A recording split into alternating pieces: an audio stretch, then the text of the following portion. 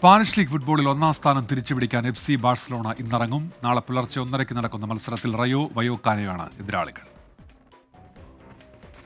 Madrid ടീമുകളുടെ പിഴവ് മുതലെടുക്കാൻ FC Barcelona. സ്വന്തം തട്ടകത്തിൽ നിന്ന് റയോ വയോക്കാനയോ വീഴ്ത്തിയാൽ ഒന്നാം സ്ഥാനത്തേക്ക് കുതിക്കും കറ്റാലൻസ്. റയൽ മാഡ്രിഡും അത്ലറ്റിക്കോ മാഡ്രിഡും സമനിലയിൽ കുരുങ്ങിയതാണ് ബാഴ്സയ്ക്ക് മുന്നിലെത്താൻ സുവർണാവസരമൊരുക്കിയത്. 25 റൗണ്ട് മത്സരങ്ങൾ കഴിഞ്ഞപ്പോൾ റയലിന് 51, അത്ലറ്റിക്കോ മാഡ്രിഡിന് 50 പോയിന്റ്. ഒരു മത്സരം കുറവ് കളിച്ച ബാഴ്സയ്ക്ക് 48 പോയിന്റ്. ഇന്ന് 3 പോയിന്റ് നേടാനായാൽ മികച്ച ഗോൾ ശരാശരി ഒന്നാം സ്ഥാനത്തേക്ക് ഉയരാൻ ബാഴ്സയെ സഹായിക്കും.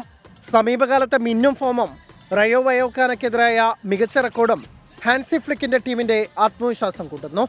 AFC ചാമ്പ്യൻസ് ലീഗിൽ ജയം തുടരാനിറങ്ങുന്ന അൽ നസറിന്റെ എതിരാളികൾ ഇറാനിയൻ ക്ലബ്ബ് പെർസെപ്പോളിസ്.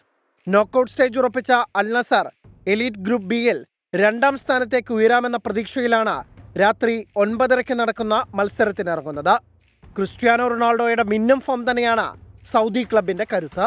Sports desk 24.